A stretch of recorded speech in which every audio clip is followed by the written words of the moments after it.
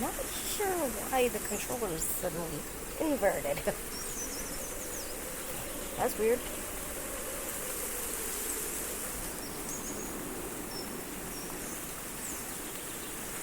Up is down and down is up. Okay. Hang on.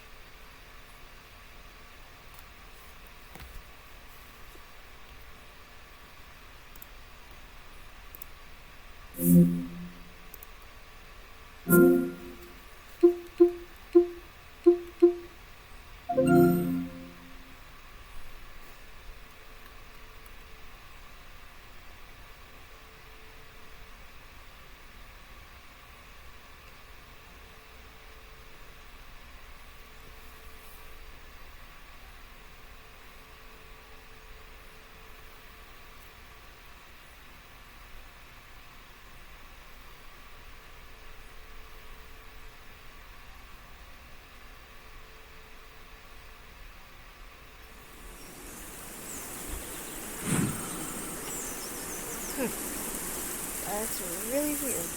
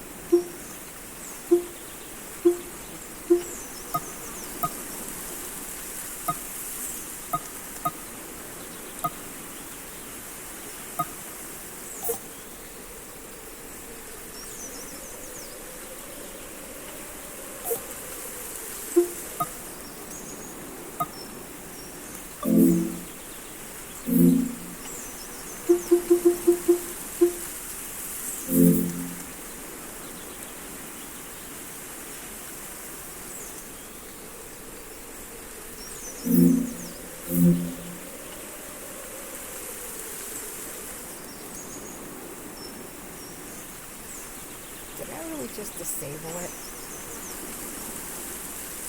No.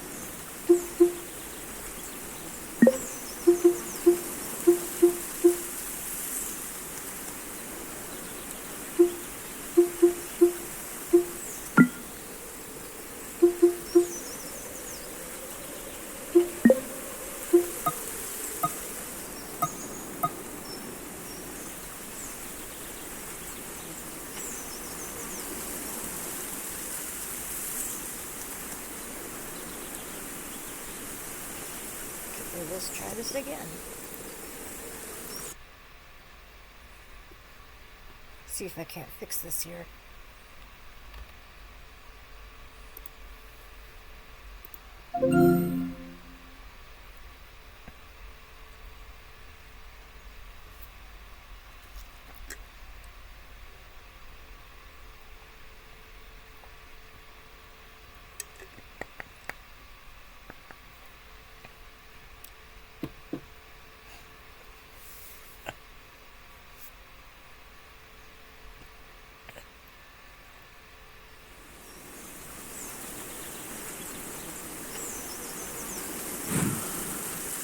There we go, now it's working.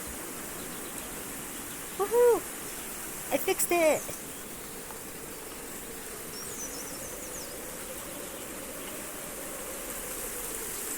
Sweet.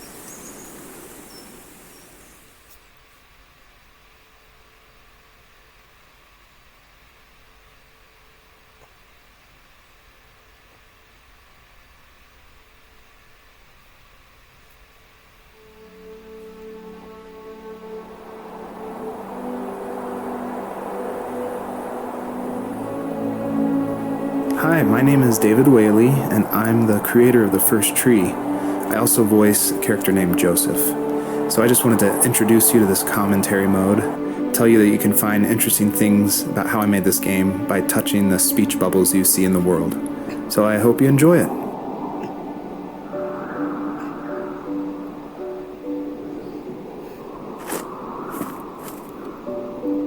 Are you awake? I thought I heard you get up. Yeah, I'm awake.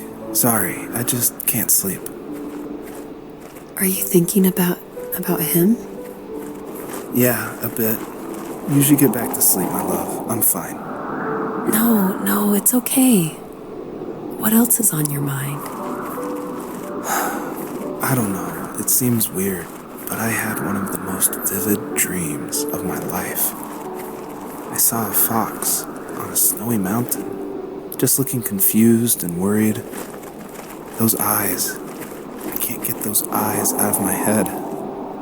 She was running in the windy snow, looking for something. Do you think it has to do with you and what's been going on? I don't know. It was just a dream, Rachel. They're not meant to make sense. A lot's happened the past couple days, that's all.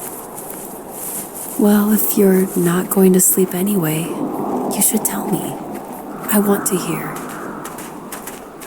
All right.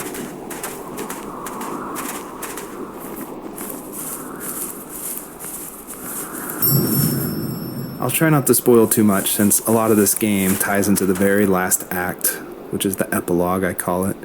But you'll notice there's lots of items around, and that's kind of what the first tree is about, is like exploring this land and trying to figure out why they're there, what they were used for, and it's kind of explained that this is a dream for Joseph, but it's something different, and it's not supposed to be like your average dream. It's supposed to be something a little deeper.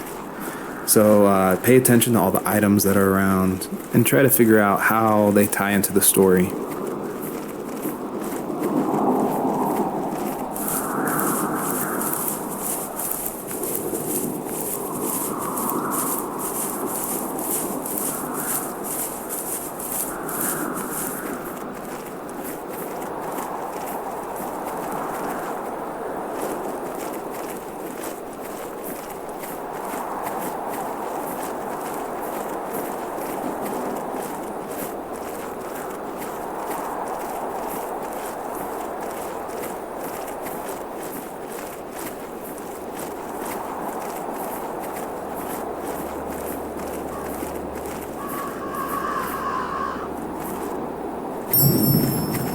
So it's usually at this point where people say something like, "This is not the kind of game I was expecting."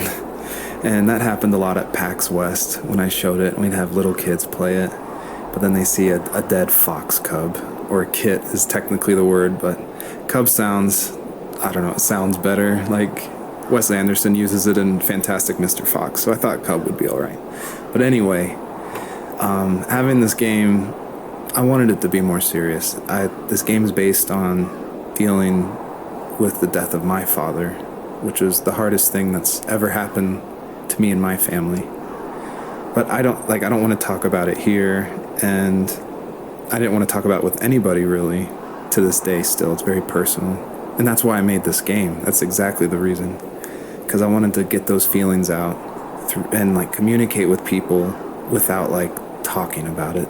And so that's what the first tree is. It's me dealing with my feelings, and it was a personal project, and it was just me, and it actually, like, I'm really glad I made it, but it wasn't easy to make, I guess is what I'm saying.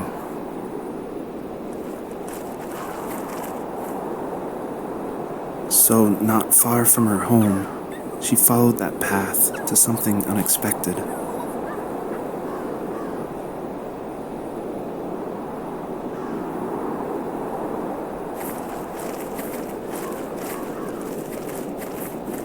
She couldn't stay, though. She had to find her other 2 children. So she took that path. She followed it towards something ancient. Something with answers.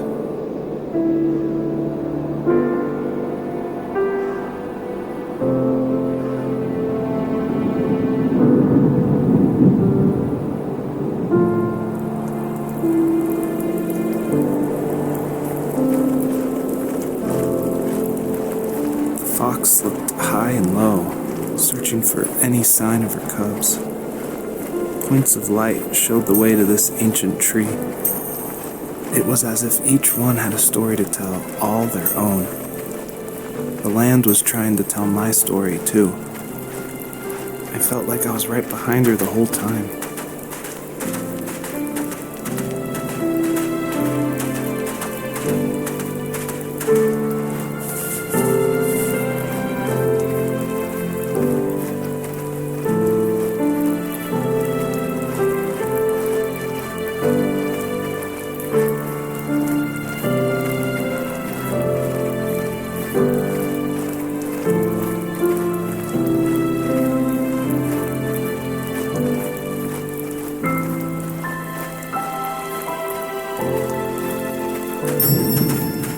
I feel like one of the best ways to make an exploration game feel worth it, or to reward the player, is to have as many secrets as possible. Like some of my favorite games like Dear Esther and Gone Home and Firewatch. I love those story-driven games. And they're kind of like these mystery boxes where if you put in a lot of effort, if you look closely, the world reveals itself to you better. So there are like secrets in the first tree. See if you can find one of these hidden items by digging around in these unmarked spots around this area.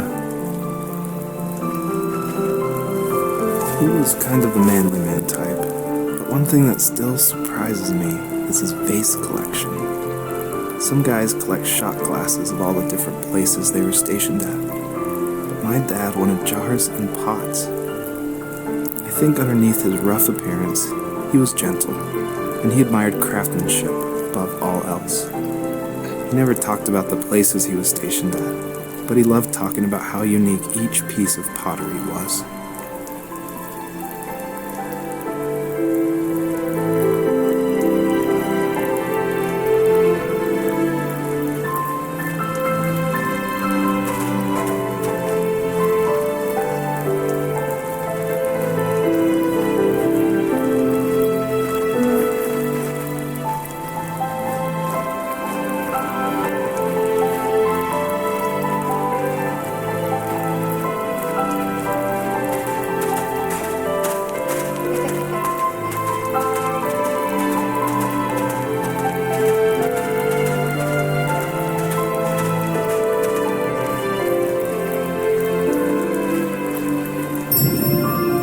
The bunnies were added because my wife, Elise, who also voices Rachel in the game, who's also helped a ton to make the game, as we were playing, she just said the world felt kind of empty and not alive enough. So I knew we needed to add some kind of life, and so the bunnies was like the first idea that came to mind. And like most of the game, I use like publicly available assets to speed up production because I was working full-time along with making this game, and we just had our first baby, a little girl named Evelyn.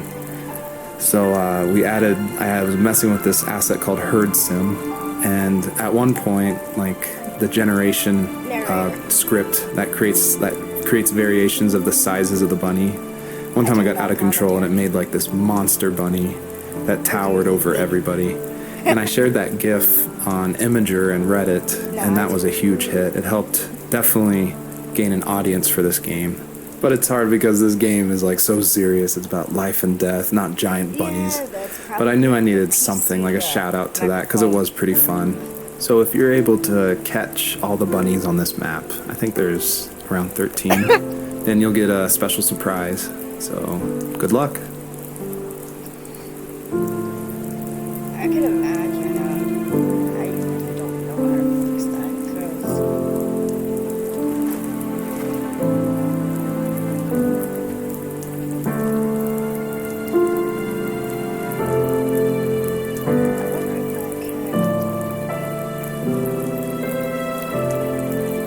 my headset mic as the mic. One second.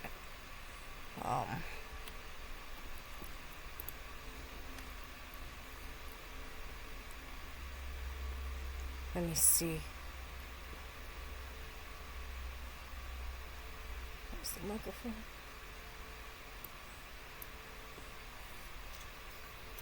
Let me open the Bluetooth here.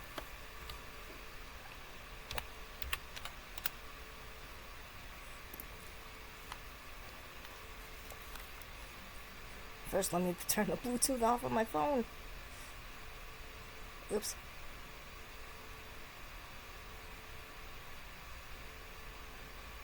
There.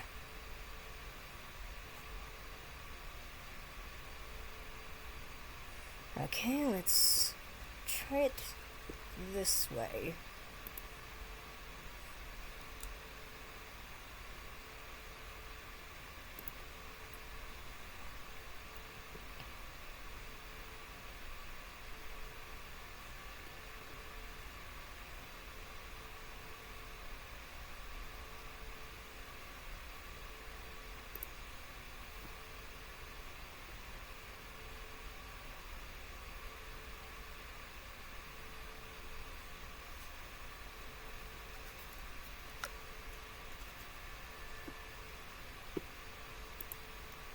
Oops.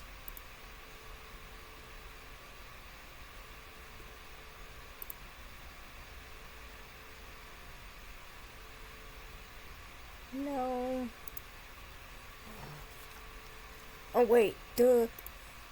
I already have it. That's why it's not showing up. There we go. Okay, let me see if I can swap my microphone to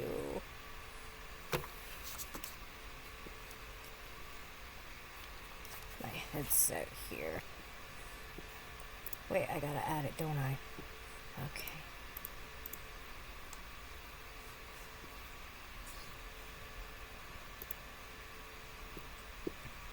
Device.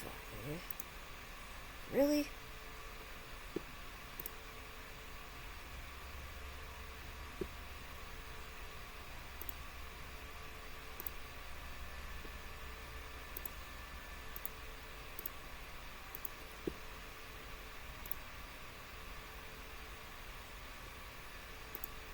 Might have to.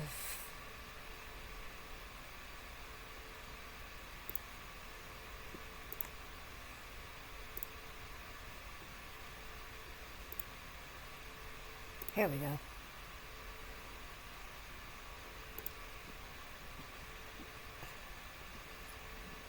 Testing.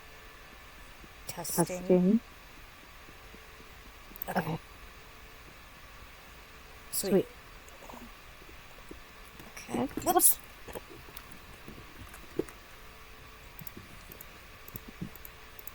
Alrighty. Let's mute that and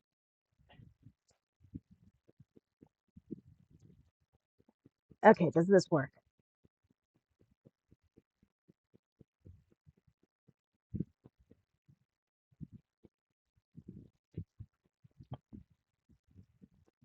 Oh jeez, it put my audio I forgot it does that.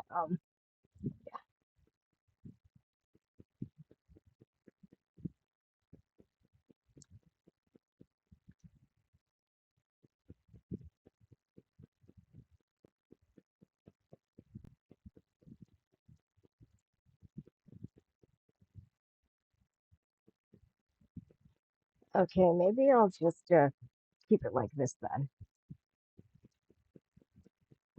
Oh, that just muted everything. Ugh, I just want to enable the microphone. That's it.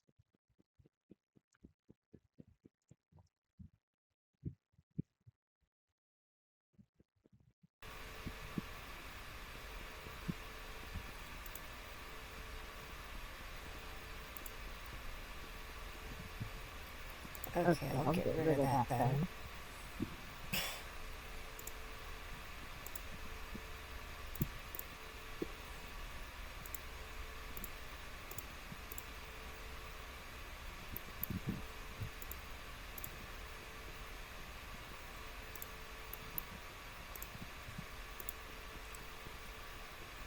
Alright, I'll just get rid of that.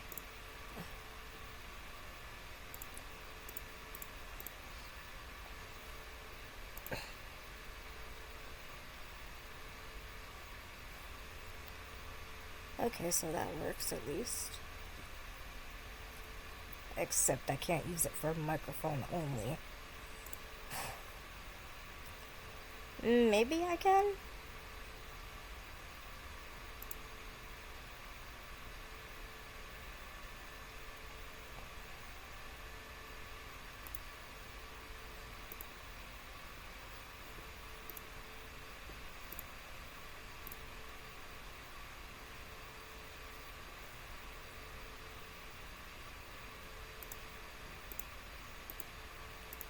No, it has to...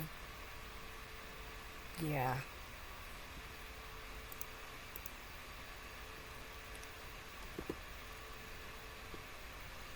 Alright, that didn't work, so...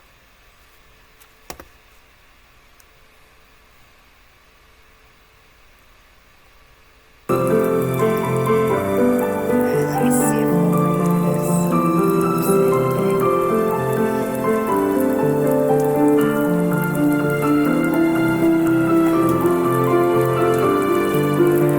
I tried to get my audio to my headset only, but that did not work, so...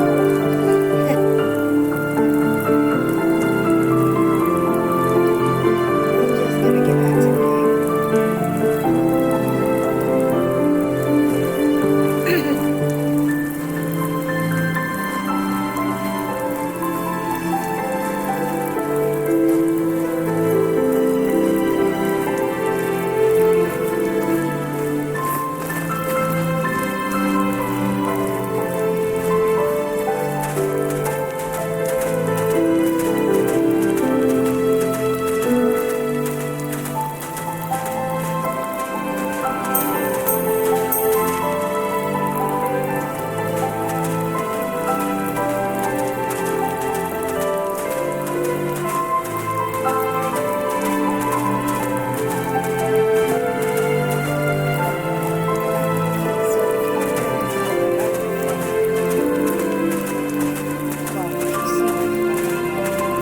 which means I'll have to work on getting a separate microphone for PC streaming.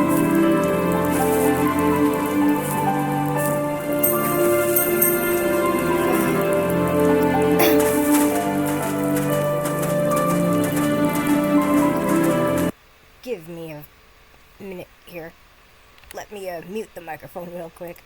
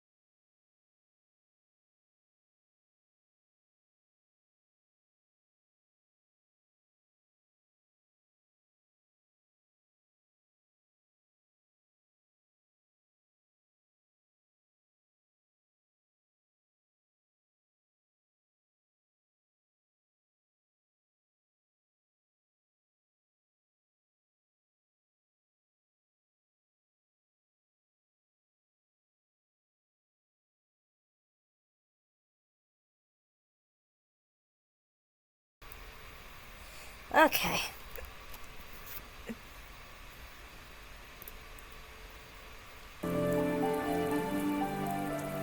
Okay, I lowered the game volume a bit. Can you hear me better?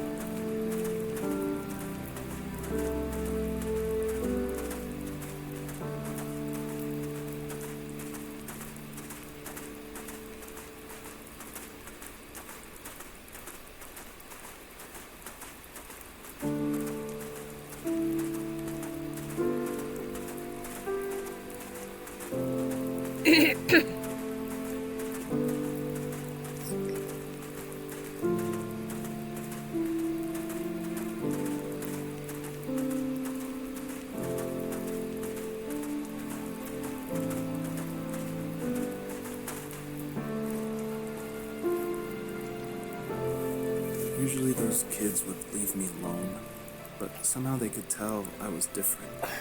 They made fun of how far away I lived. They called my dad a sourdough. I was a blabbermouth as a kid, telling my dad stories I made up for hours. But after that show and tell, I didn't tell him much anymore. He didn't know exactly what was wrong, but his best guess was that the toys he carved weren't cool enough. He carved me a tank and tried to tell me what it was like to be in a real tank as a serviceman. I didn't know your dad was in the military. Yeah, in the army. The sad thing is that I'd pretty much forgotten until just now. There's so much I still don't know about him. Oh, I am I'm so sorry. glad the He screen knows how much you love does him. not show up on the screen. You're going to see him again soon and have some Because I can closure. see it plain as I'm day sure. here.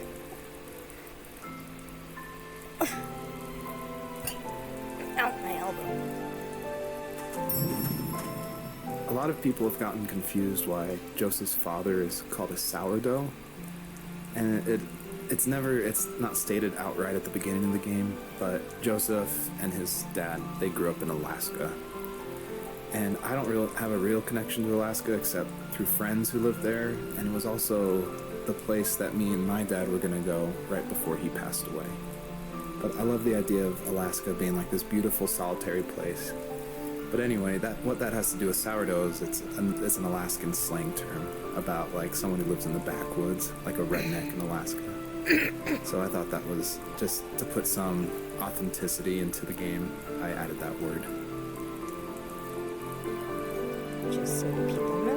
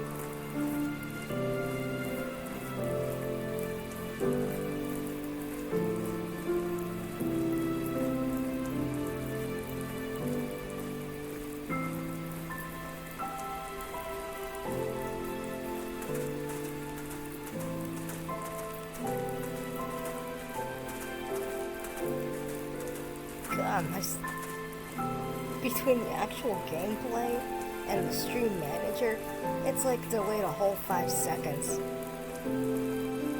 Maybe more.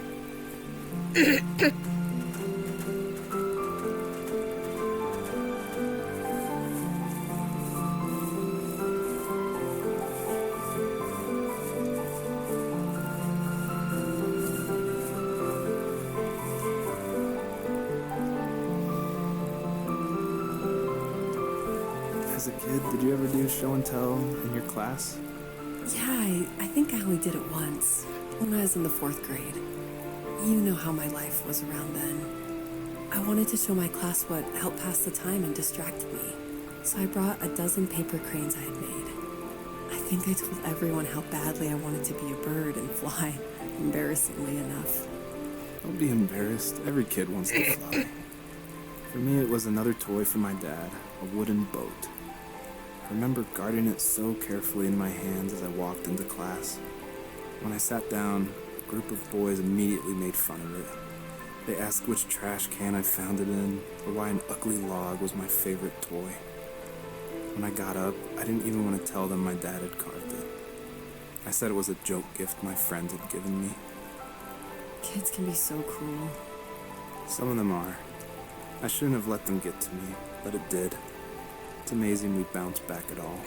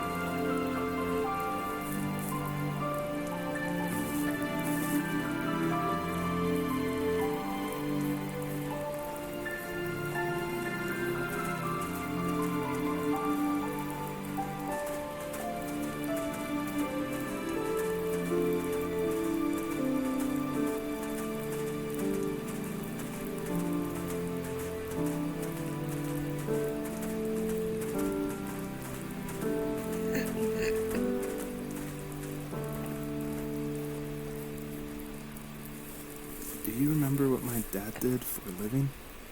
Wasn't he like a lumberjack? That's one way of putting it. If wood was a canvas, then a carving knife was his paintbrush. Even after working a 50-hour week, even after his hands were more splinters than skin, he would bring home the nicest piece of Alaskan weeping cedar and make me toys. That wooden train was the first toy I can remember, and I loved it.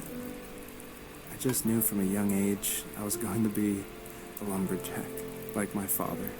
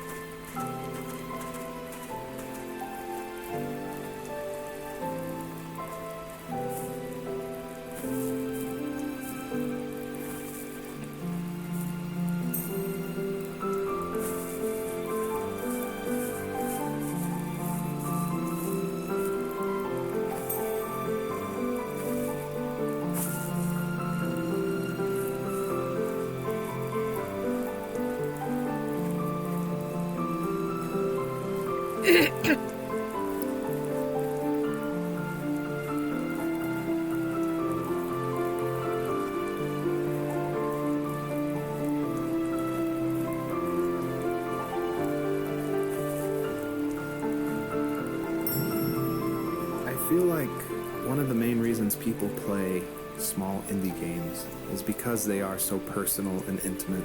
So I tried to put myself into this game as much as possible. So almost all the vignettes or little stories you hear in this game, they come from my childhood, where I grew up in the middle of nowhere in Central Virginia in the United States.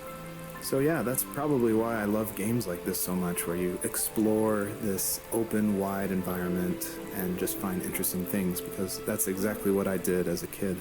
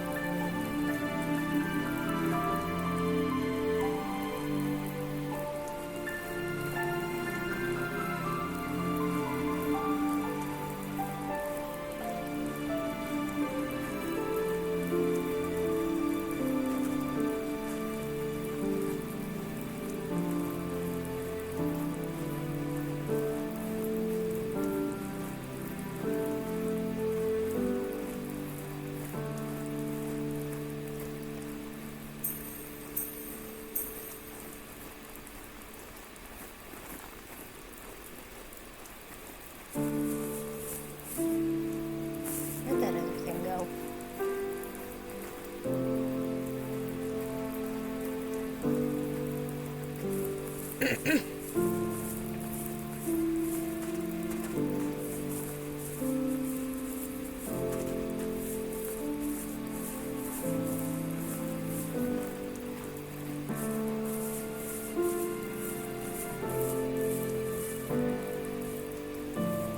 The older I got, the more I withdrew. I asked myself, why talk to anybody anyway? Why bother when I'm happy by myself? I started drawing a lot, mostly animals I saw in the woods by my home. I then imagined designing my own hideouts with things like TVs and pantries full of chips and cookies. I think that idea of leaving home and drawing blueprints started my career. I found a lot of solace in that. I'm not surprised, but I did the same thing, you know? There's something special about having a place to call your own. And now look at us. Well, if you count renting in an overpriced city. It's as close as we can get for now.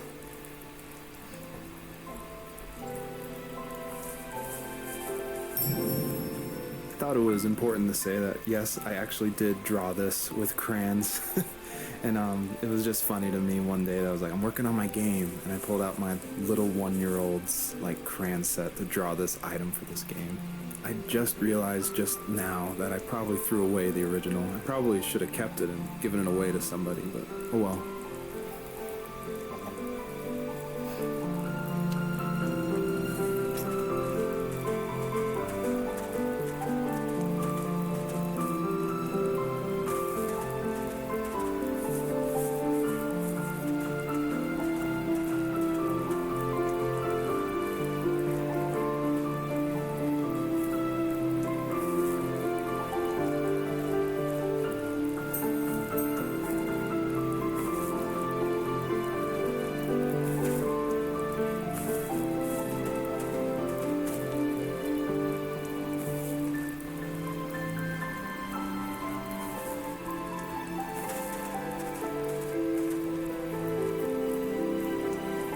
I think I got all the stars here.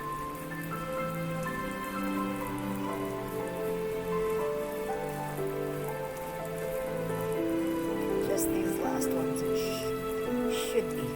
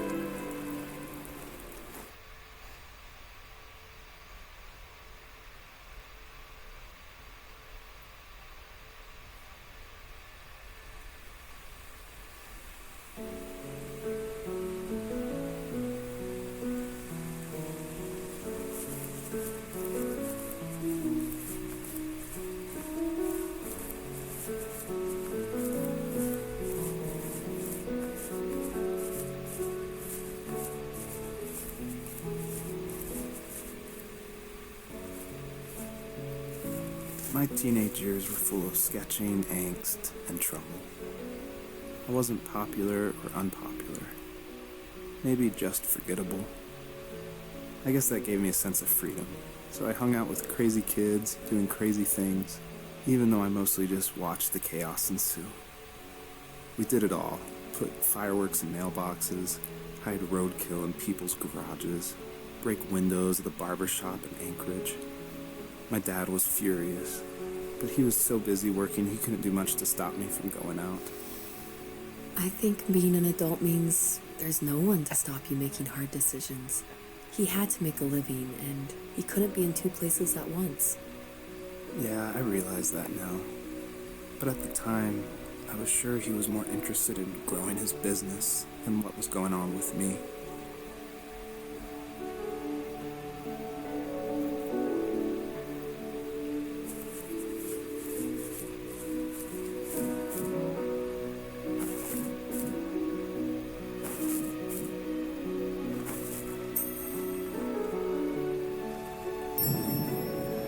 This is the level that I showed at PAX West, which was a crazy dream come true that this hobby project was being shown next to all these amazing indie games.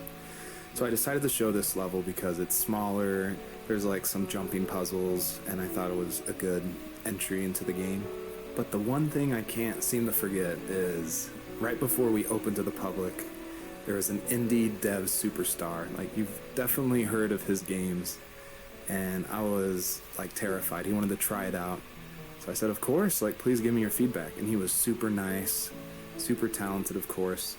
But this embarrassing bug happened, which I'd never seen before in my life, where when he dug the item up, he jumped right after, and it created the dust cloud to permanently be on the rest of the level. It wouldn't turn off.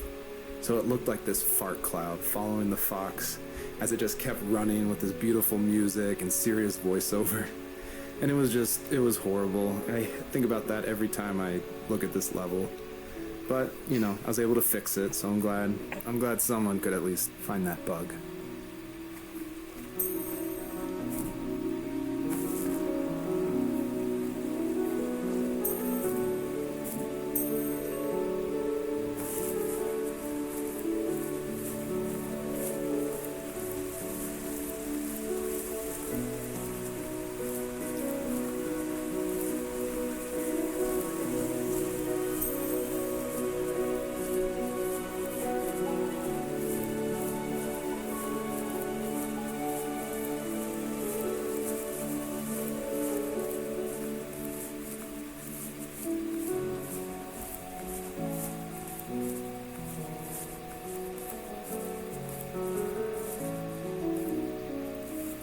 He was working another late night, and my friends were over, saying how bored they were and how they'd come all the way out to my house for nothing.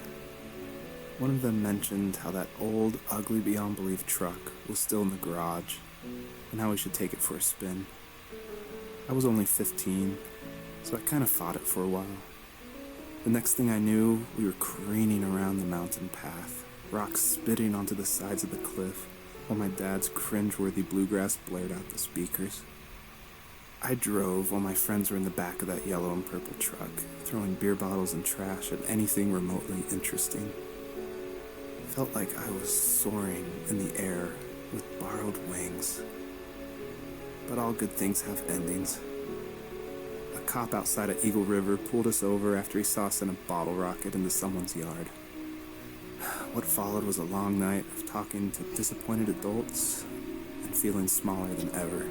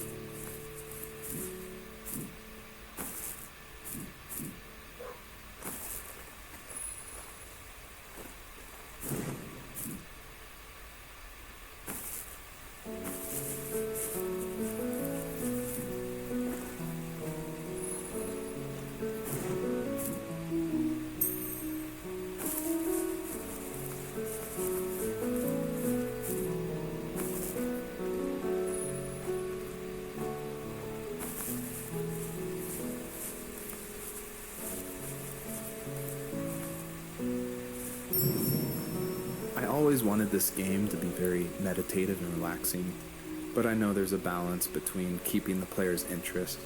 So I added this butterfly jumping mechanic just to spice things up. I used a plugin called Playmaker for Unity, which in a visual editor lets you do interactive things, which is perfect for me because I do come from a film and design background.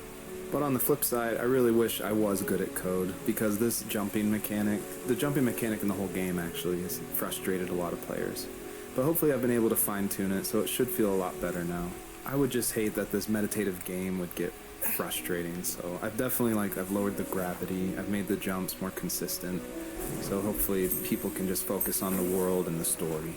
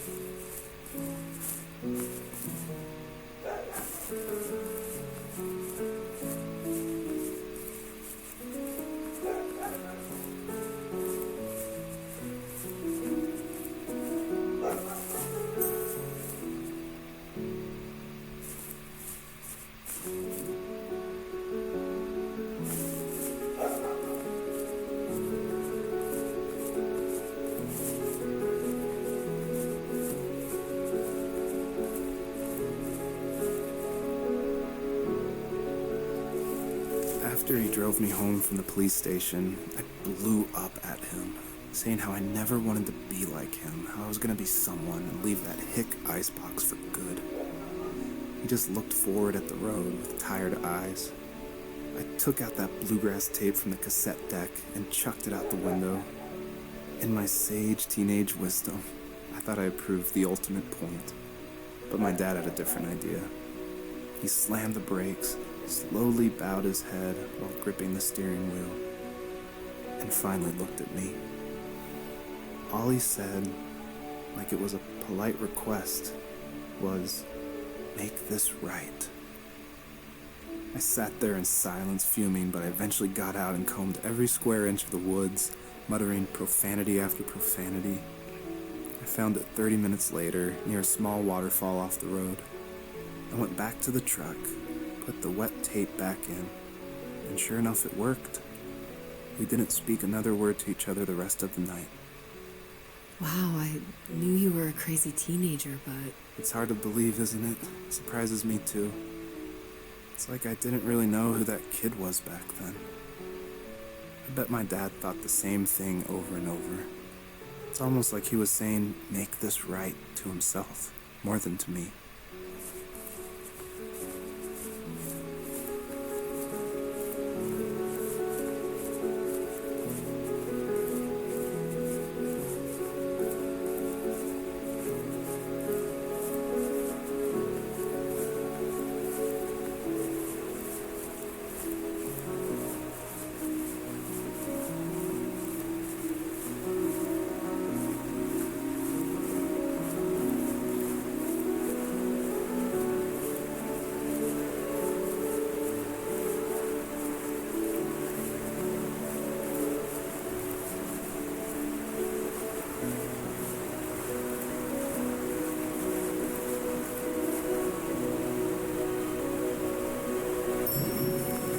You may have noticed there's a little pond here, and believe it or not, I tried everything I could to get swimming working in this game, and I just could not do it, unfortunately.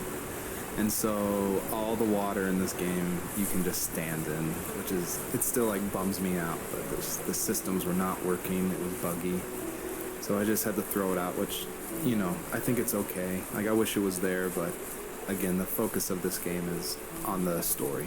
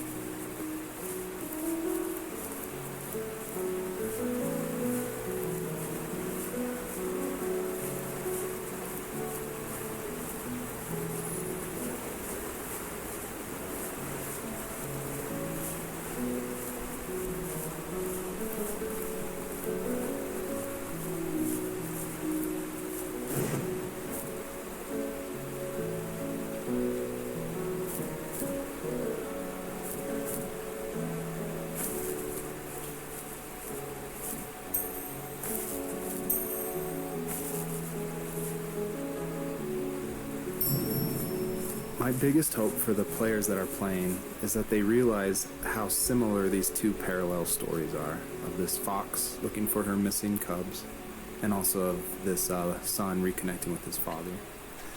And so I try to add little touches in the voiceover and in the environment to help draw those parallels, even if they seem totally dissimilar. A big example is the truck, for instance, that Joseph grew up with. It's purple and yellow like the butterflies for this fox. So I tried to add as many touches like that throughout the story as possible.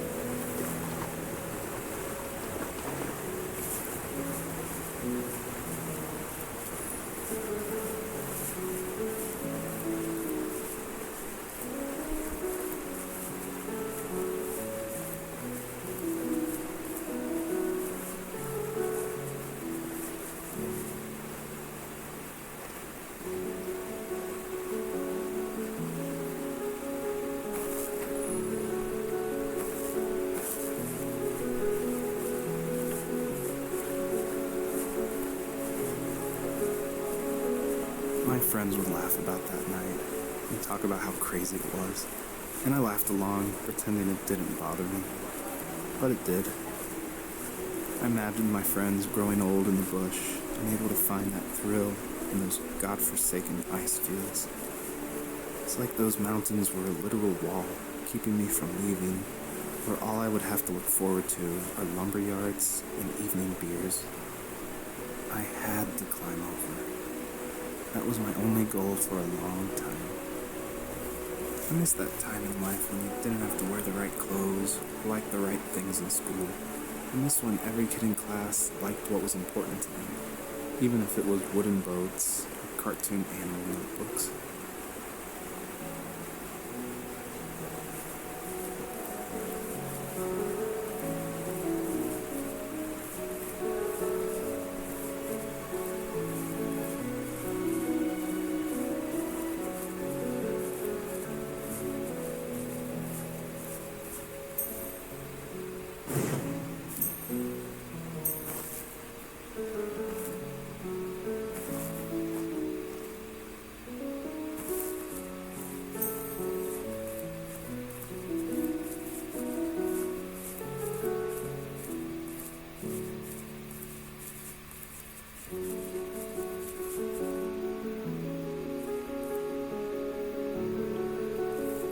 If there was some way I could take my love of drawing and turn it into a way of escape, nothing would make me happier.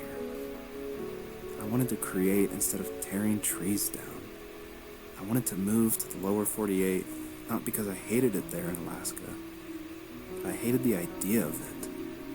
It's like all of that spite inside me had created this monster which followed me around my whole teenage years.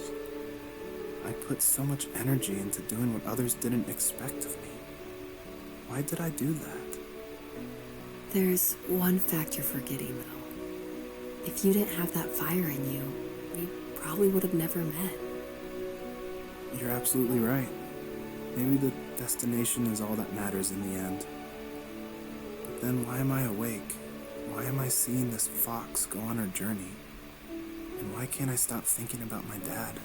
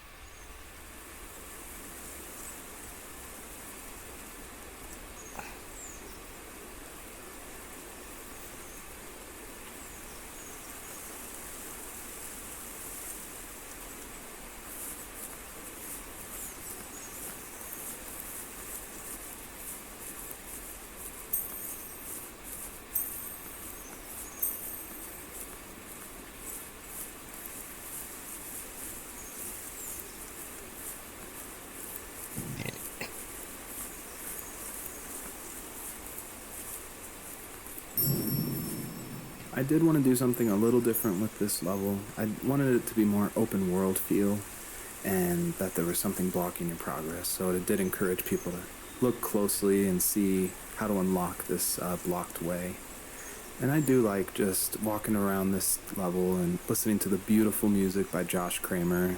His work really sets the mood for the whole game.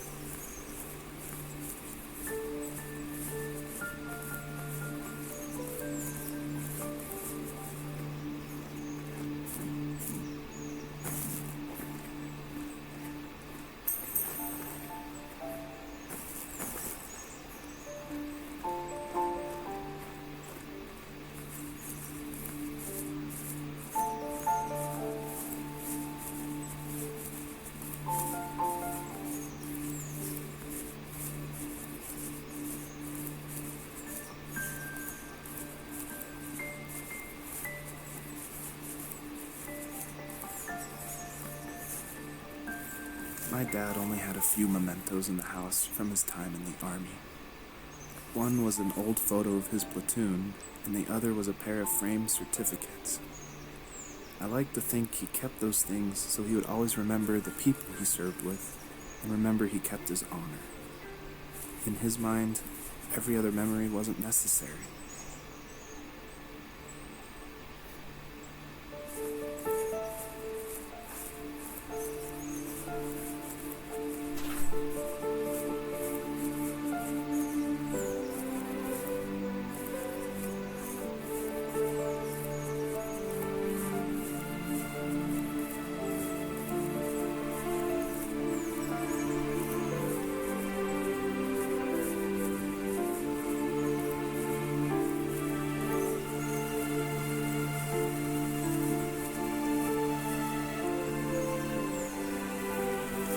built a lot of stuff in his free time.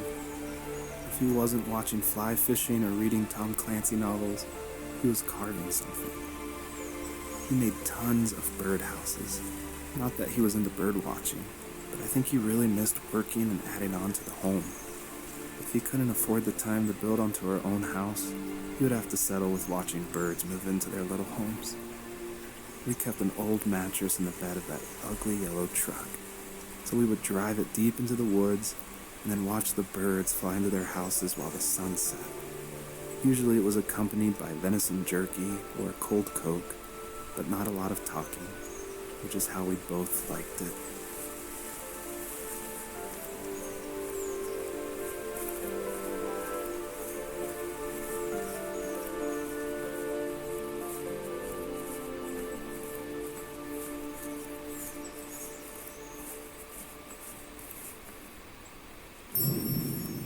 Earlier I said I just love going through video games and exploring, like looking at every nook and cranny and just trying to find little details. And I think that started because in middle school and high school, I would make mods for my favorite games, namely Jedi Knight, Jedi Outcast, and Far Cry. And I loved like this huge world of mod makers who would make these levels, and it'd be like the most random creative things, and I would just love exploring, usually multiplayer levels by myself.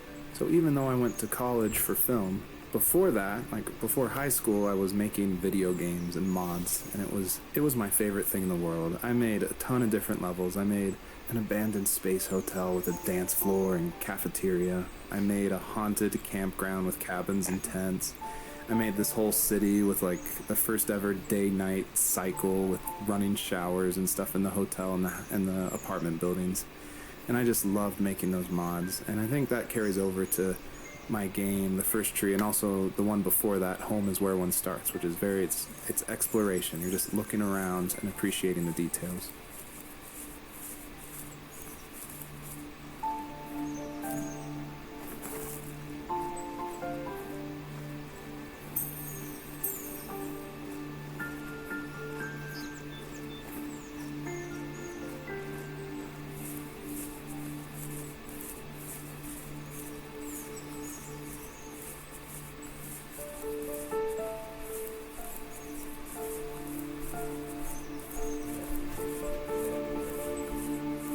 Yeah, I know. Yeah, my trash is a bit full.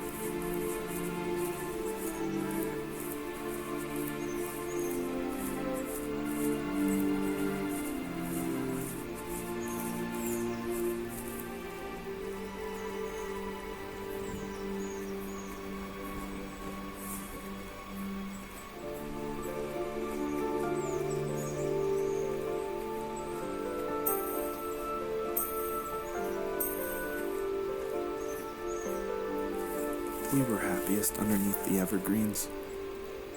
We decided it was time to finally map out the hundreds of acres we lived on just to pass the time during the summer. He was only free in the evenings, so I would spend the day wasting time on dial-up internet and sketching, and then we would rush into the woods, pen and map in hand, before evening fell. Sometimes the aurora borealis would cast a cold green glow on the mountainside, and we would finish our route underneath a twilight sky. Sometimes I was lonely during those summer days, but there was comfort in the routine. A lot of teenagers aren't looking for the daily grind, though. There's nothing wrong with wanting to get out, to leave your childhood home. You wanted to progress, to make something of yourself. Yeah, you're right. That house. I'm sure it's the same as how I left it. But then why does it feel so different? I doubt you're the only adult to have looked back and asked that question.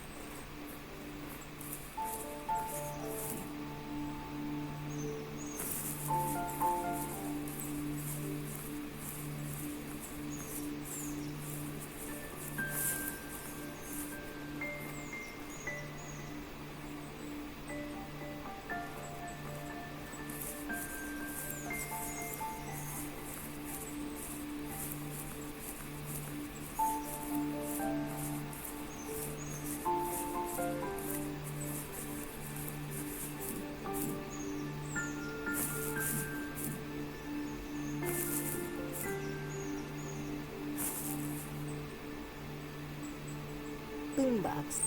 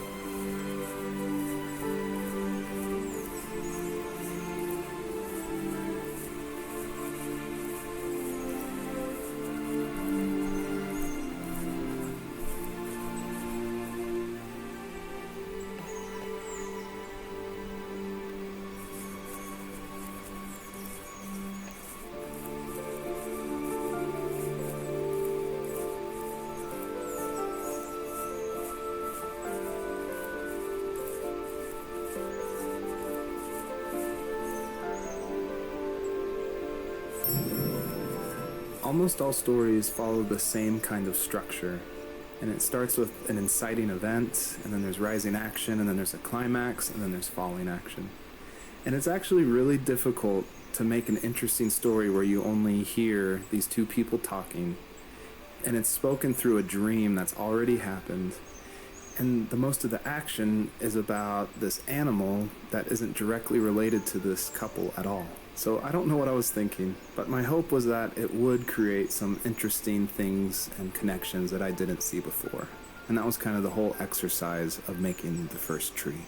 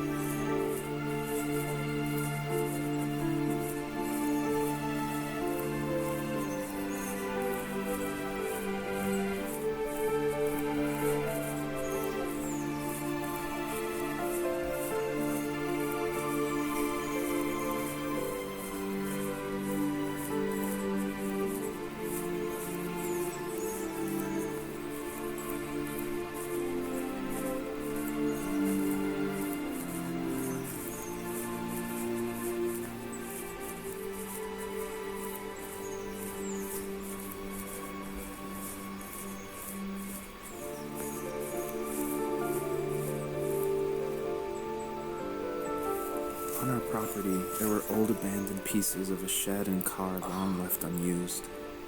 I used to ask him all the time who those people were that left all this junk, and I'm sure he got so tired of hearing it that he made up some elaborate stories how a brown bear ate them and haunted the woods afterwards. What's funny is I think it made those people seem more real. Growing up thinking they were still hanging out like they couldn't say goodbye. I used to tell my friends how I could swear I saw spirits move near the water, and that always freaked them out. I guess it didn't bother me, because the way I saw it, they were normal people with old cars and sheds, just trying to figure out how to survive and be happy in the middle of nowhere. It was a cool thought that they didn't want to leave, but I was a weird kid. Well, you had good company since those ghosts like living in a place where they were brutally devoured.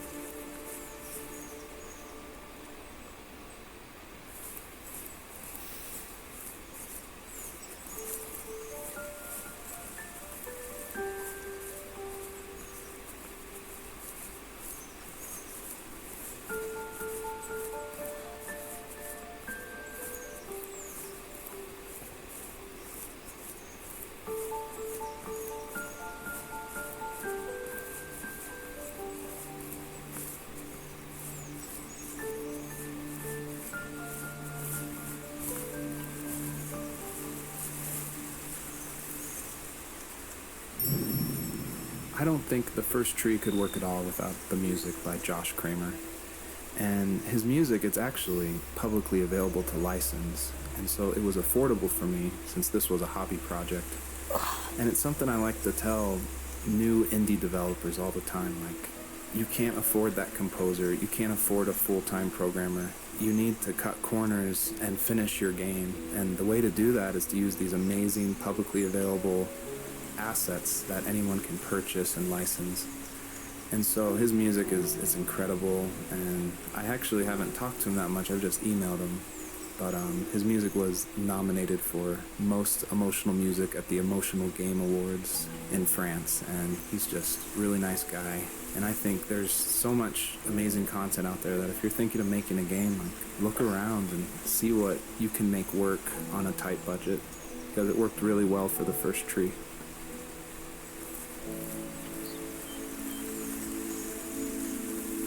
Even at my most distant, at the times when I detested him the most, he kept reaching out. For a year straight, he asked me every week when we were going camping. I thought he was just dense. Eventually, to shut him up, I agreed. We carried out the worn lawn chairs from the garage and set up a cinder block campfire at the site we had always used behind the house. We walked down the mountain path, talking in the warm sunshine we only got a couple months of the year.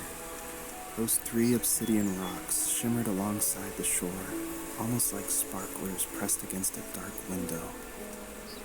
I'll never forget that wet stone on my feet, or how those massive mountains looked even bigger in the lake's reflection. I felt small, but grateful. As the sun set, my dad found something I hadn't seen for a long time. The tree where I'd made my first carving when I was 6. I hadn't even carved it. My dad had helped me, but I still called it my tree. Something about seeing my name there made me open up, and we talked about everything that night in that old camouflage tent. I told him how much I loved sketching and design, and how it would be a dream to study architecture in Seattle. I told him how I didn't get along with my friends much anymore, but that I didn't mind being alone. He told me he was there for me, and he joked that if all he had to do was write my name on a tree to finally get me to talk, he would have left me carved logs with novels on them in front of my room every morning. I don't know why it took me that long to realize it, but it was then I knew how much he had sacrificed for me.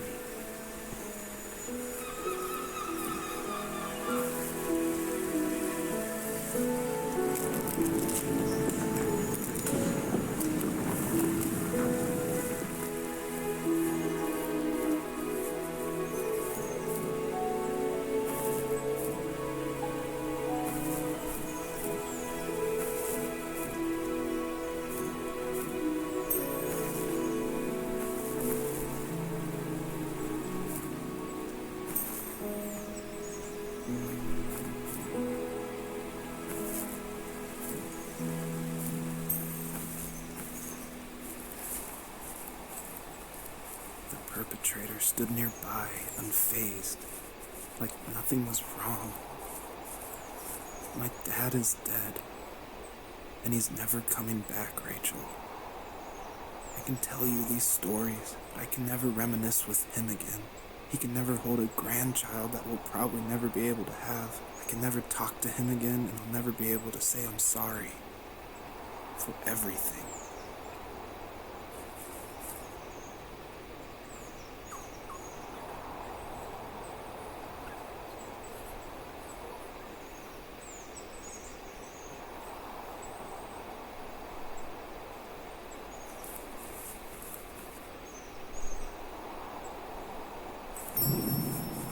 It was really important to me that the wolf in this story that takes the fox's cubs, that it wasn't explained at all. Like, it's just this entity that's in the background. And of course, it's supposed to represent something bigger than a wolf or even the fox. It's supposed to represent, like, the specter of death. And it comes when you least expect it. There's no justification. He's just there, always watching.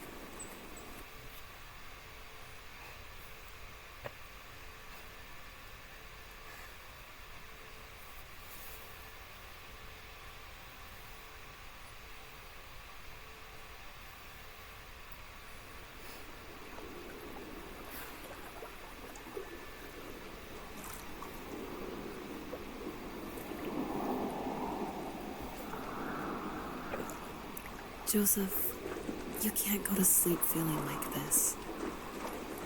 I'm sorry for everything, and I know you need space, but I'm here for you. You don't need to feel so lost.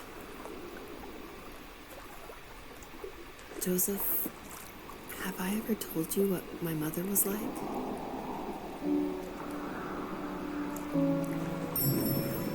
Hello, my name is Elise Whaley, and I was the voice actress for Rachel. I'm also David's wife, so that was convenient for working together. I was actually the voice actress for his first game, Home is Where One Starts, and I guess that I did a good enough job that David wanted me back, so I did the voice acting for this one as well. David definitely coached me through it because I'm pretty inexperienced when it comes to that. Home is Where One Starts was my first time ever doing voice acting of any kind. And we watched a lot of trailers of movies we liked to get the voice right of female leads who were talking in the trailer and try to mimic that and bring that into the game. So that had the right kind of feel and the right kind of atmosphere for the voice. My character actually is the same character from Home is Where One Starts. If you've played that game, you probably connected that together. And this is her probably about 15 years later, maybe 20 years later in this game. I was happy to revisit the character of Rachel. We kind of leave her in an ambiguous spot in Home is Where One Starts. It definitely ends on a hopeful note, but there's not a lot of details. And in this game, you see that she's able to move on through a lot of her issues that she had from her abusive home and be able to start her own family and start a new cycle without that abuse, which I think is really inspiring.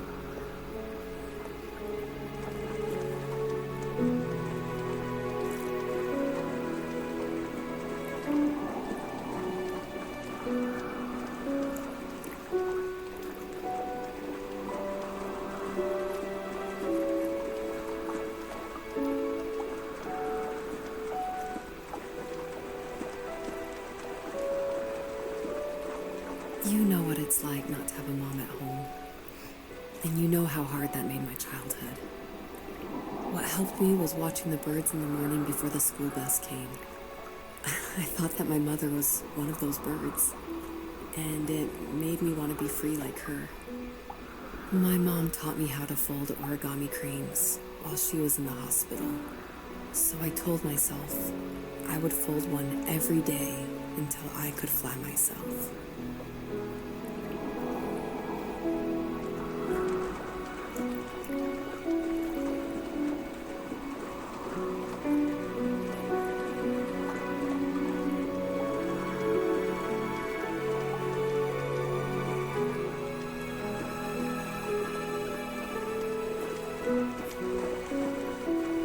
I think we both have always loved animals, and for me that love started with a dog. Sometimes this Rottweiler would come up to our property line and wait at the fence for me, but only once in a while.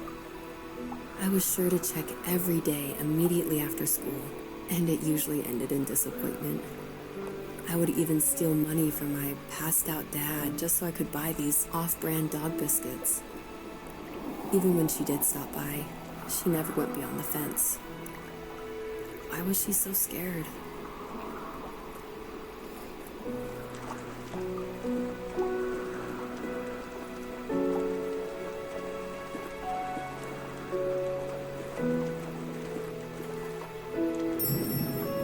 So it's always interesting working with your spouse because, especially on a creative project, because they want your feedback, but it's something that's also dear to their heart, and they're dear to your heart, and you definitely don't want to hurt their feelings. So I was a little nervous when David asked me, he had finally finished writing the script, and he asked me to go over it and see what I thought.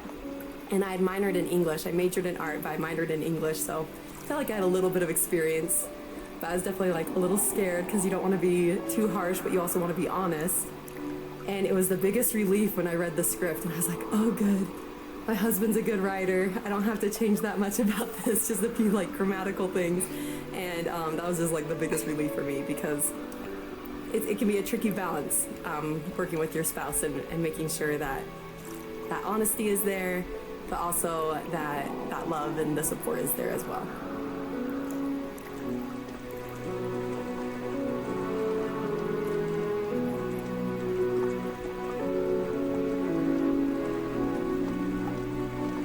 I think my dad was the opposite of your dad in almost every way, except he was in the military as well. He coped with alcohol of every kind. The trailer started falling apart, he got angry, and I withdrew. More and more I became the weird, quiet kid who made lots of origami birds and carried talk biscuits around. I think we were pretty similar when it came to being the weird kids.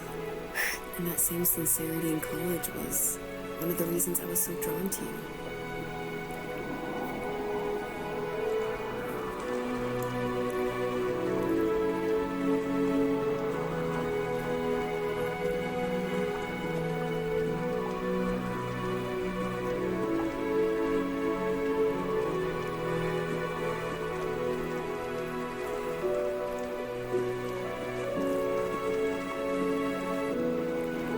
Life got worse and worse, and at one point, I really didn't think I could survive another day with my soul still intact. I had no real friends, let alone neighbors, since we lived in the middle of nowhere. I should have talked to my teacher, but I was scared what he would do if he found out. As I waited for the school bus one morning, I walked around until I found something in an abandoned shed. Something I can't put into words.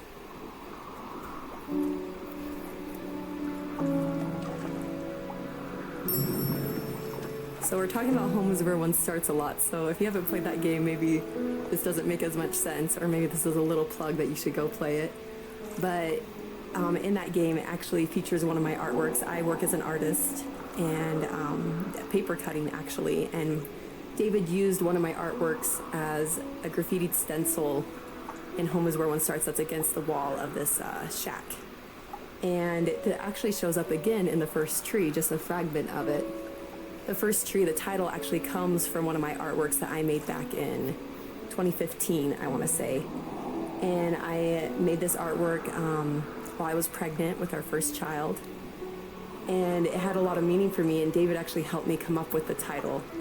And he asked it because I was really struggling. I was like, I have no idea what to call this, and I always go to David for title ideas and to bounce ideas off of him, and that's like the only way I can ever come up with a title is by talking with him. So we were talking back and forth and looking at this artwork, and he said, well, what kind of like movies or shows were you watching while you're making the artwork? Because my work's pretty tedious, so sometimes I'll watch a show or do some Netflix binging while I'm creating it. And I was like, oh, I actually watched Tree of Life a ton. And then we're like, Tree of Life, and we started thinking more about that, and then arrived at the first tree. So it started off as one of my artworks and then became a part of David's art, which I think is really cool that we were able to share that title.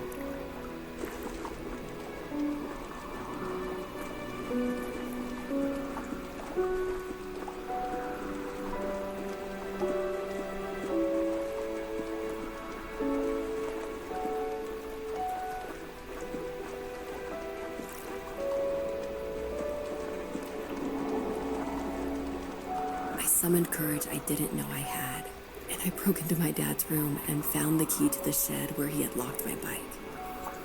I'll never forget that feeling. It was the wind rushing by my ears as the sun rose over fields of wheat. I was flying for the first time. I biked as far as my legs could take me until I found a house that felt friendly, and that felt like home. Those strangers helped me in so many ways. And if it wasn't for them, I wouldn't have found my foster family. And if it wasn't for my parents, I wouldn't have met you.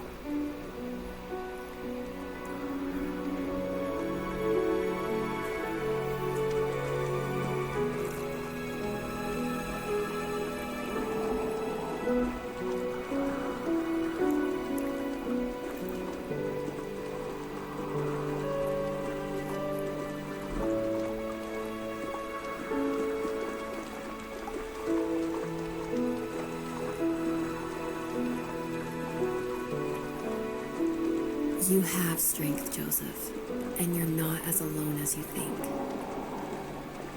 It's all just so pointless. Just waiting for life to happen. It's like having the home I always wanted is cursed out of my reach. The thought of being a parent myself. How could I do that when I couldn't even be a good son? I'm sorry. I know what you're saying. I just don't know how things will work out. These quiet hours will turn into years. We'll wonder which roads passed us by. Then we'll forge a new road together. Besides, I discovered for myself that one fateful morning where any hopeful road leads to. There may be thorns in this, but it always leads to the same thing. And what's that? Family. I'm so glad that you're part of my family, Rachel. And I'm glad you're part of mine. A question I get a lot is why a fox? And it ties into just how important family is for me. And Fox is actually a family name from my wife's side, from Elise. And she always heard about the legacy of the Fox family. And because of that, growing up, it was her favorite animal. She even made these 2 wooden foxes for our wedding cake toppers. So I thought it would be cool to have that animal in the game while these 2 people are having this conversation in the middle of the night.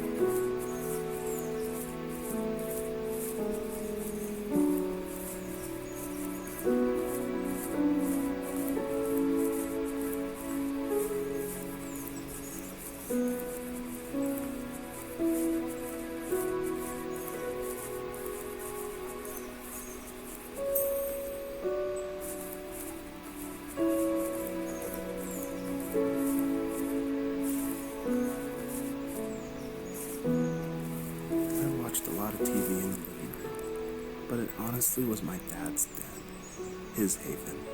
He hung sketches of animals on the walls, along with a pair of caribou antlers. He never really hunted, so he must have found them in the woods. It wasn't a trophy for a kill he made, but a reminder that after we've died and left this earth, we're still remembered by the most unlikely of individuals.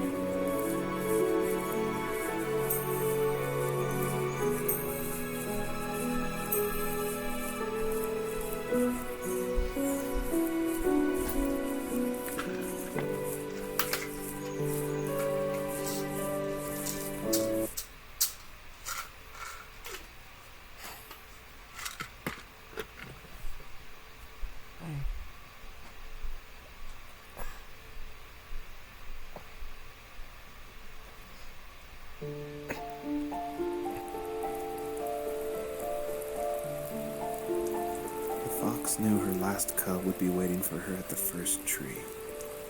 She was almost there. The rain cascaded onto the Jade Valley where the entrance to the tree was. Life was protected there, because that's where life began. It was now only a mother and a daughter left. Items from my life still dotted the ground as she moved closer to her destination and destiny.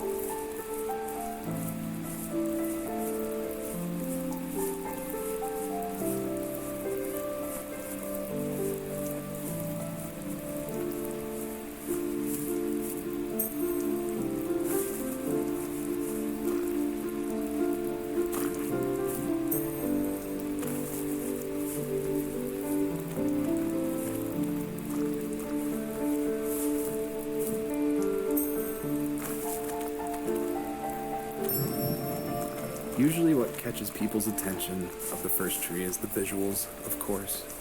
And I was inspired by a lot of people making these levels. The second level is inspired by just these beautiful autumn photos of a real forest.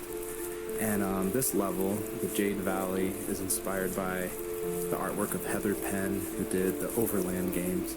I just love those greens with a lot of gray in it. I love the strong vignettes in the corners of the frame.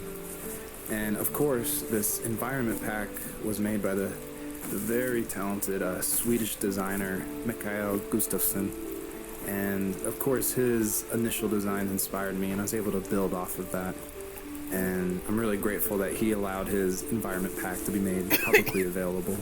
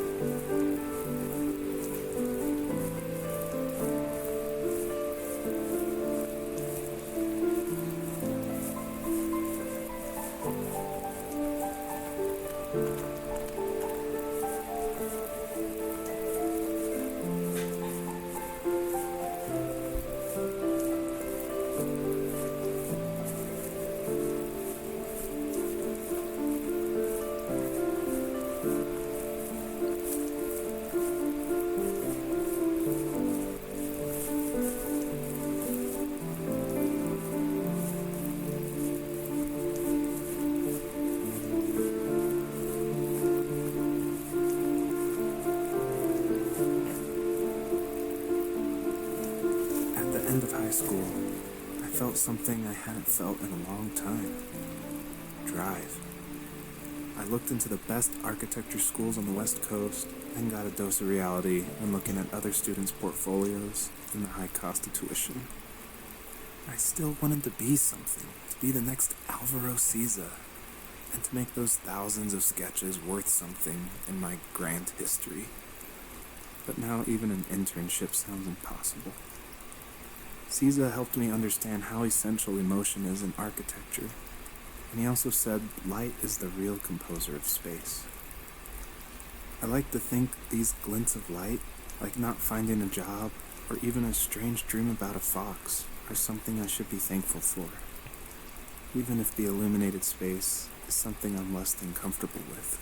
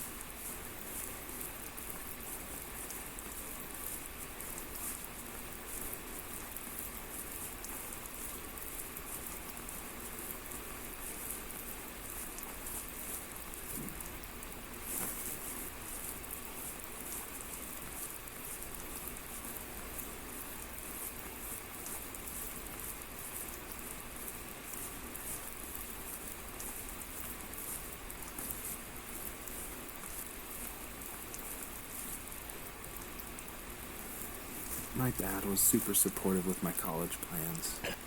To a point. Things were okay until this terrible accident happened. I guess a forklift flipped over due to a bad axle, and it crushed one of the workers there.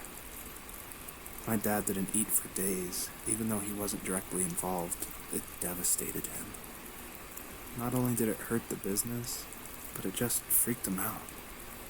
He would talk in his sleep, muttering things about firing people and saying sorry. One fateful day he approached me, said that since my school search wasn't going well, I should finally be a man and take over the family business. He said one day he was going to die, and that all of his work, sacrifice, and even that man's life would be wasted in vain. I just lost it. Teenage me just exploded at the thought. I screwed up. I said things I shouldn't have. He was having a crisis, and I pretty much spit in his face.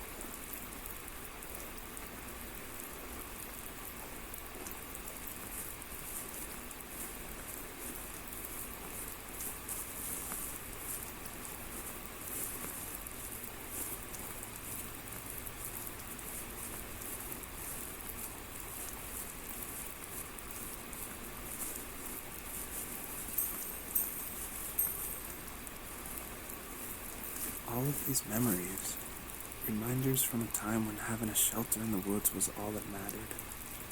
Now the house is a tomb, ready to be abandoned and taken by the elements. It's not a tomb yet, but it can always be a memorial if you let it.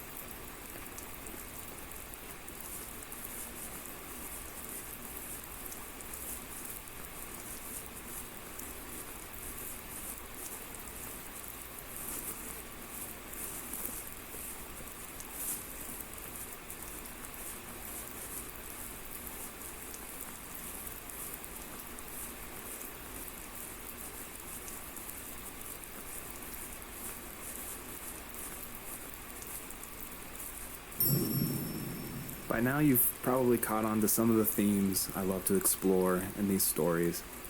And the big one is of this tree, the first tree on Earth. And a lot of people have asked me, what does that mean? Why a tree?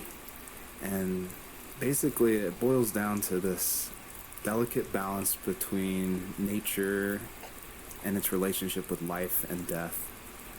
And I love these stories where they put like these microscopic relationships, like something of like a father and a son, and juxtapose it next to this epic story of like the creation of the universe and the first tree on Earth, and how they can be equally as important, because in my mind, like, my family is as important as like the creation of the earth. And it reminds me of like some of the stories I love, like The Road by Cormac McCarthy, or The Tree of Life by Terrence Malick. Basically, I wanted to make sure the player felt that there was a higher power than themselves, and that there was something watching over them as they went through this story.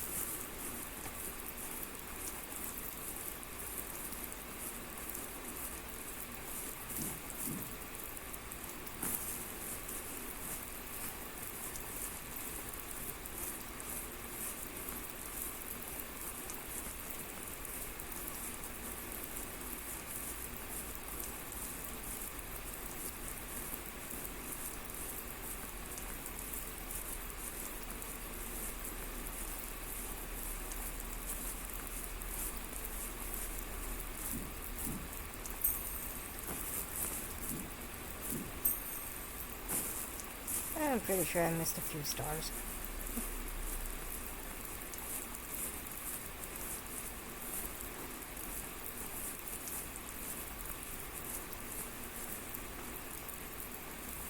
Was that the last time you talked to him? No, I called on holidays, and he would call on my birthday. I guess we acted like nothing ever happened, which was stupid. Didn't want to ask about his lumberyard, and I'm sure he didn't want to ask about my job search. I never went back and visited. I think the last conversation we had was about what movies we had seen and what exactly a best boy is in the credits. I thought he would be here so much longer.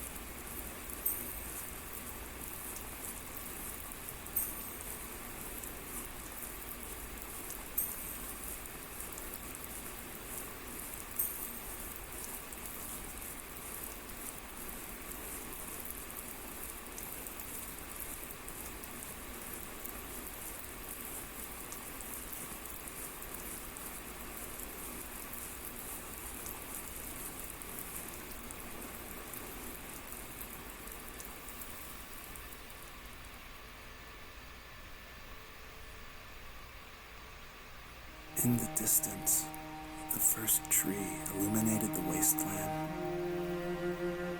She couldn't go home anymore. She did the only thing she was capable of. Moving forward.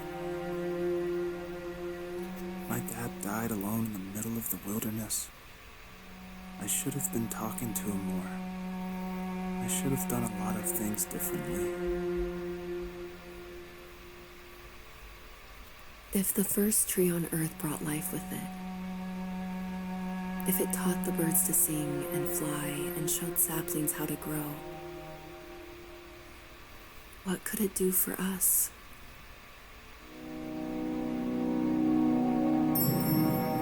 Obviously, there's a really emotional part, but I'm going to talk through it anyway. A lot of people correctly identify that Journey was like a huge inspiration for the first tree.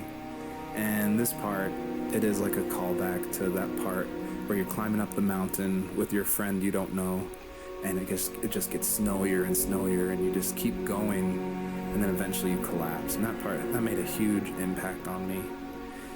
And I don't even own a PlayStation 3 or 4.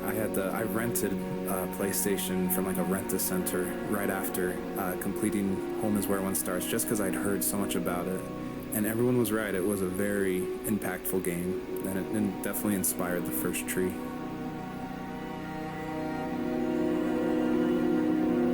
There was a letter I received yesterday from a name I didn't recognize, with a quote I can't stop thinking about. Death is not the opposite of life, but a part of it. More and more, I'm realizing one important truth. Each of us have our own journey to the first tree. But sometimes I'm not sure I'm ready to take that first step. You already have my love.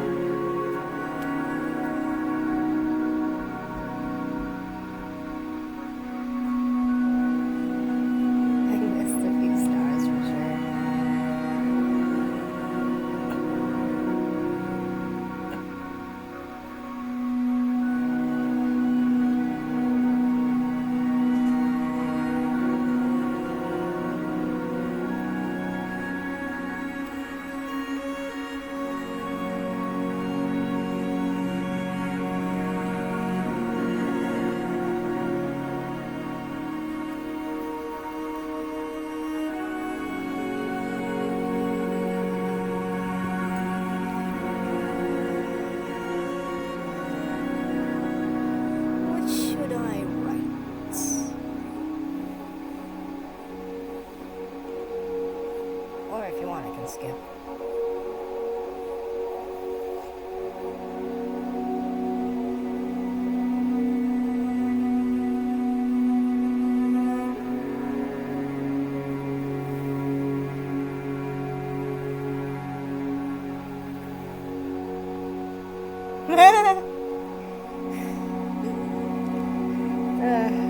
I'm not sure if that'll fit, but...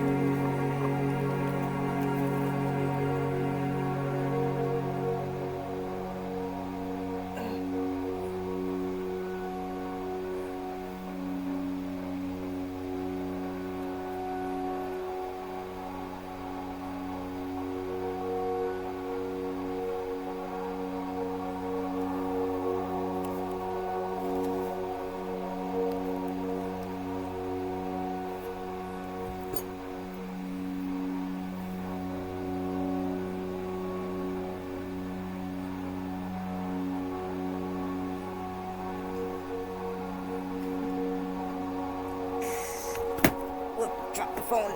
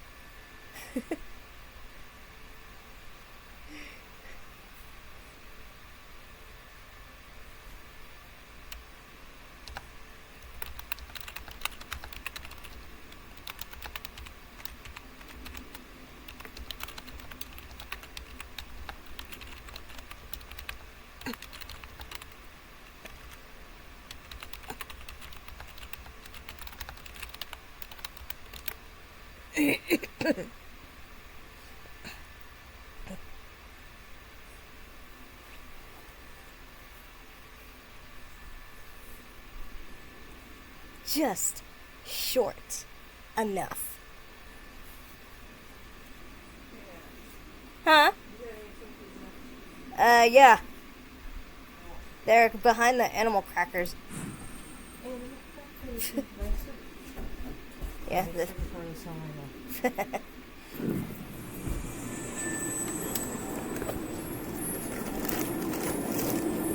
I don't know how many's in there, but... That's what I'm checking. 3. That's fine. I guess her journey was over. But I have no idea. It's only a dream. A distraction from tomorrow. I don't think dreams normally bring back to memory so many important feelings. Maybe it was just a dream, but it was also a gift. Yeah, I suppose. But tomorrow we're getting on a plane to the last place on Earth I want to be. The only person that would have made the trip worth it is gone.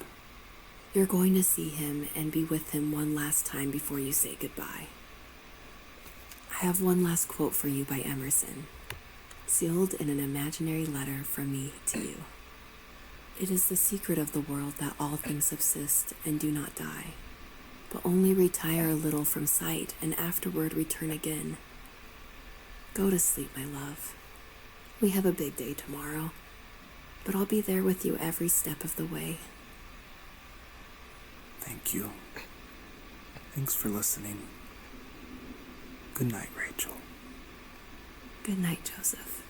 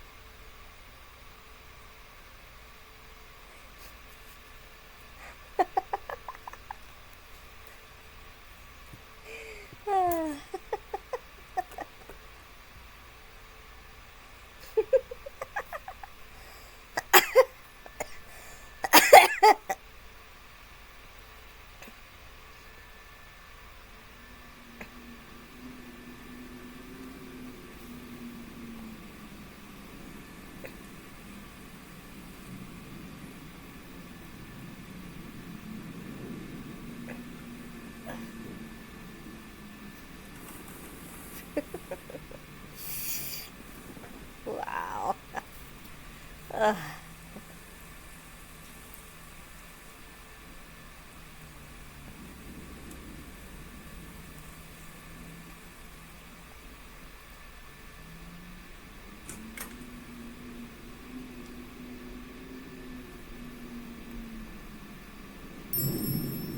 You're probably thinking, what is going on?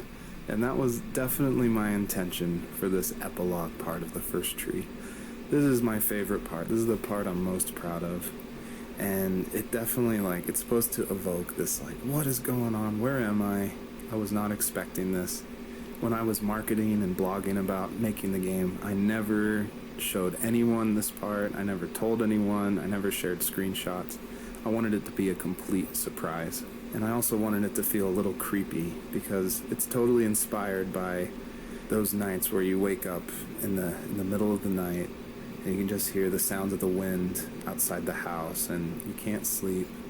So you walk around in this twilight stupor.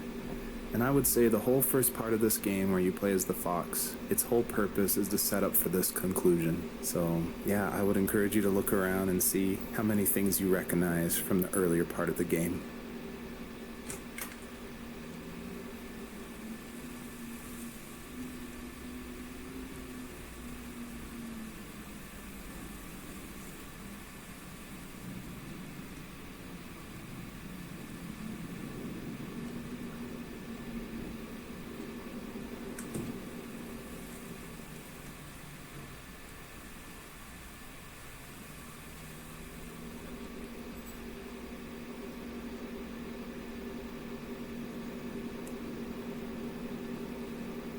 Puppies and bricks.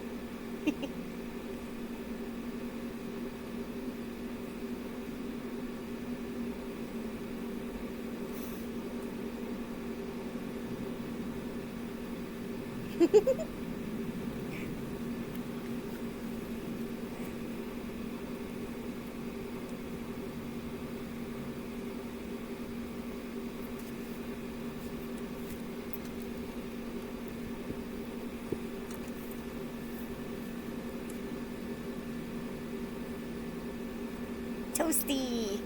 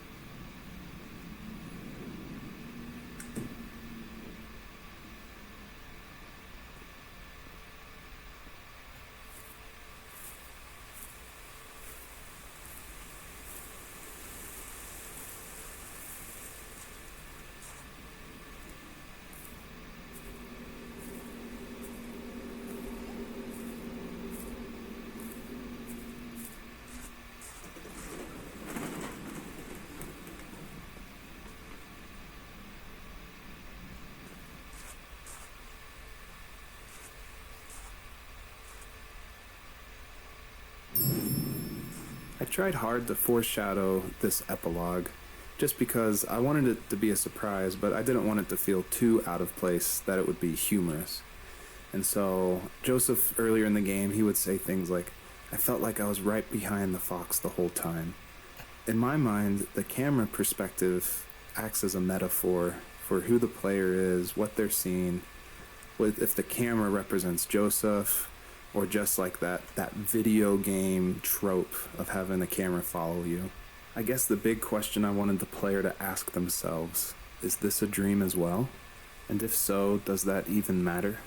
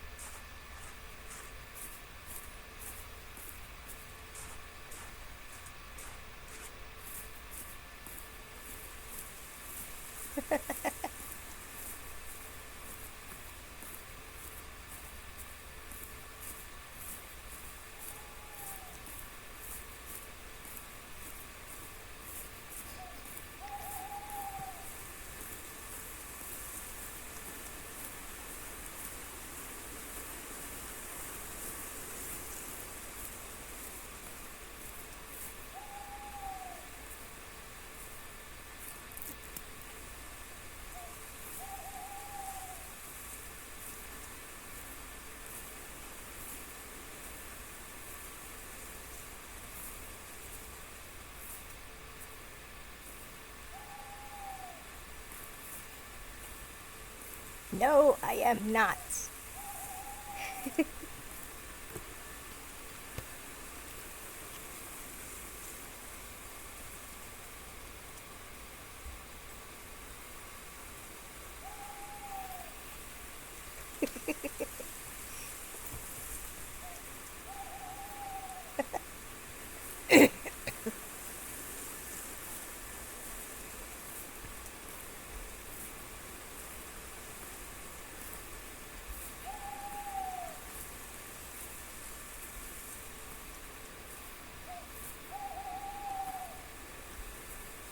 I always do that.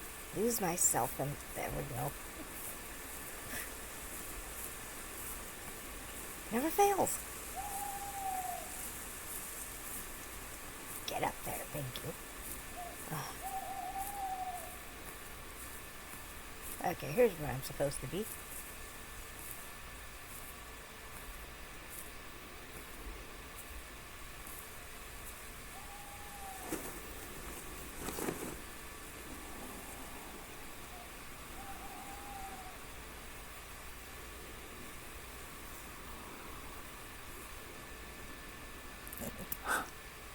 What the hell?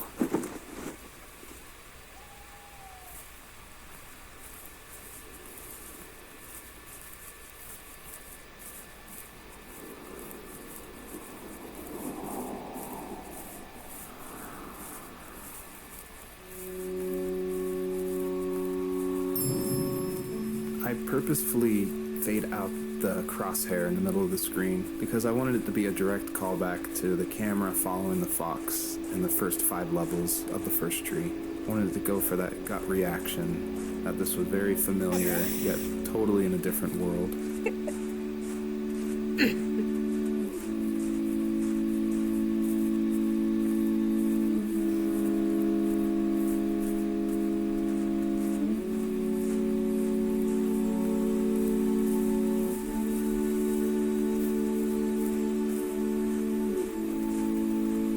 Maybe.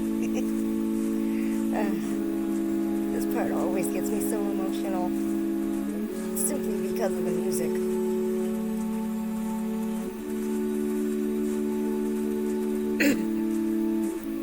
Very Yankee.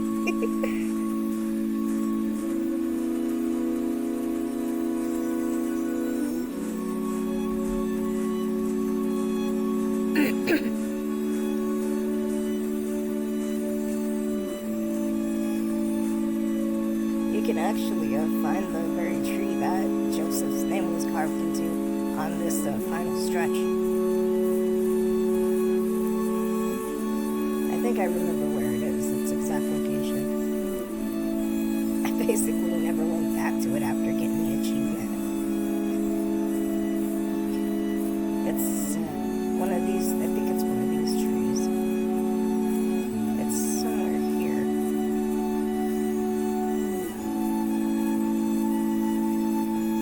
There's the campfire. One of these trees has his name on it.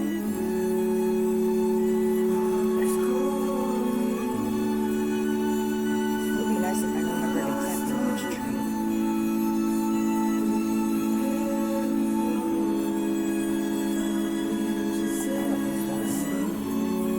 All I know is it's a tree.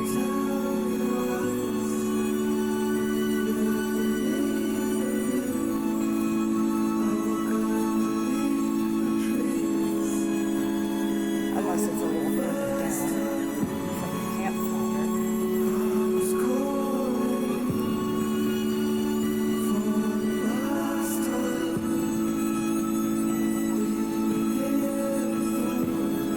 I had to watch a video to find it the first time.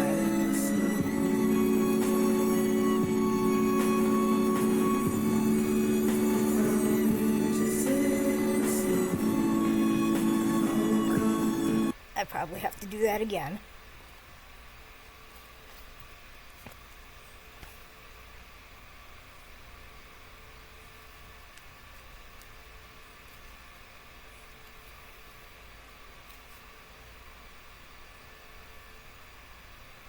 Give me a bit.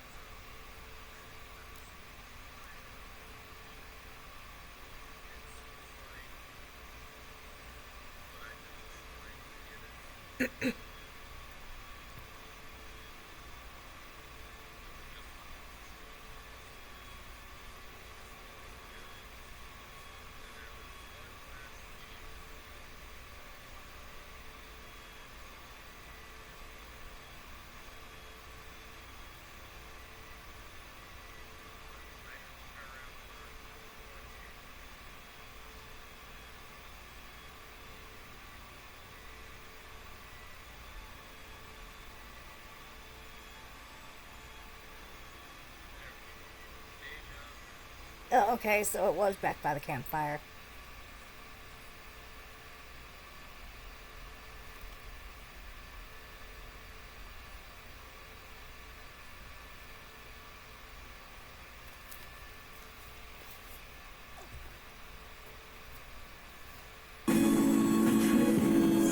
Let's go back and show off that tree real quick.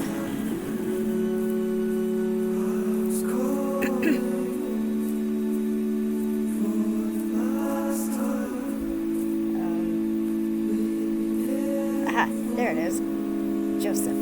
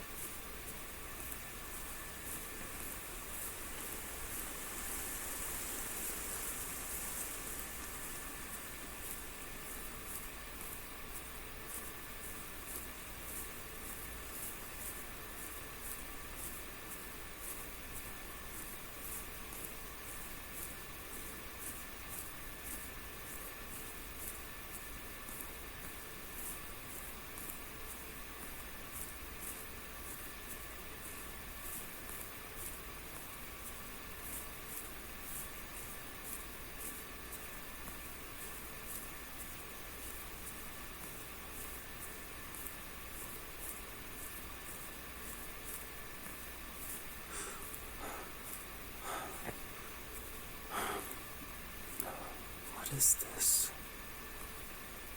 And we have one more commentary. Yeah, I turned on commentary mode.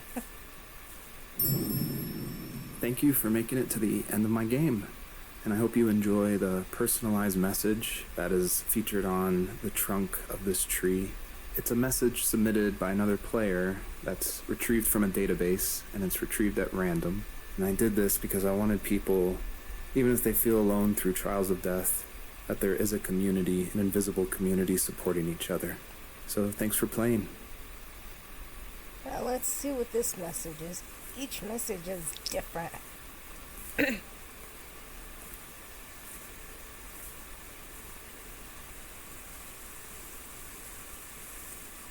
This one's actually the more tame of the messages.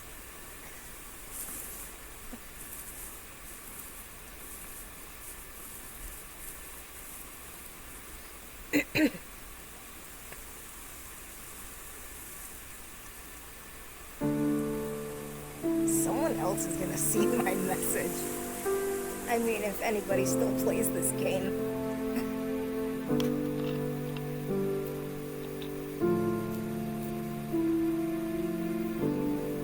Oh, the messages can get really emotional.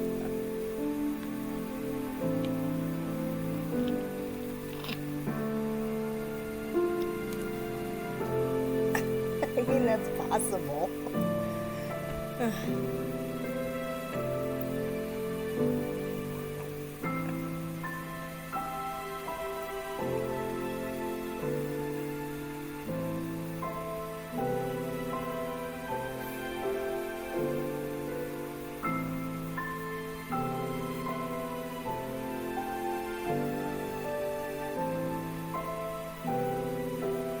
You don't want to sit through the credits, do you?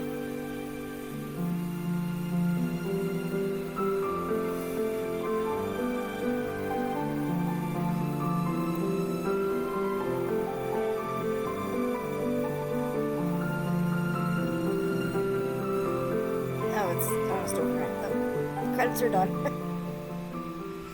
That's pretty much the game.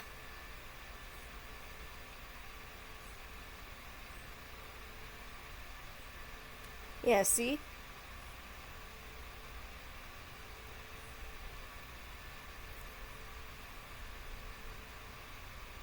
For you, Nova, I'll hit yes.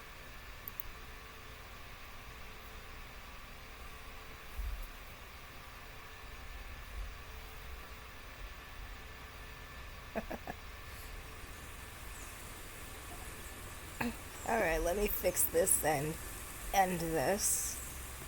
And hopefully next week we'll start the 2 days a week. Let's hope, fingers crossed.